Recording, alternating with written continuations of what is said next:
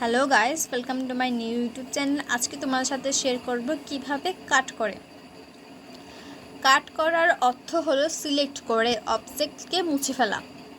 যদিও কাট কমান্ডের মাধ্যমে অবজেক্ট মুছে যায়, কিন্তু স্থায়ীভাবে না মুছে উইন্ডোজের মেমোরিতে অবস্থান করে। মেমোরি অর্থাৎ ক্লিপবোর্ড থেকে আবারও এটিকে ফেরত আনা যায়। কিবোর্ড কমান্ড গ্রুপ থেকে কাজটির চিহ্ন সংবলিত কাট বাটন ক্লিক করে সিলেক্ট করুন। তোমরা কাটের চিহ্নটা কীরকম সেটা বোঝার জন্য আমি এখানে সার্কেল করে দিয়েছি। দেখো, তোমরা সরাসরি কাট বাটন এভাবে সিলেক্ট না করেও সহজে CTRL+X এবং ALT+ET এই দুটির সাহায্যে তোমরা কাট করতে পারো। তাছাড়া আরও একটি নিয়ম আছে।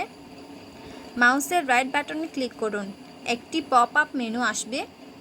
এখান থেকে কাছের চিহ্ন সংবলিত কাট বাটনে ক্লিক করুন। এভাবেও তোমরা কাট করতে পারো।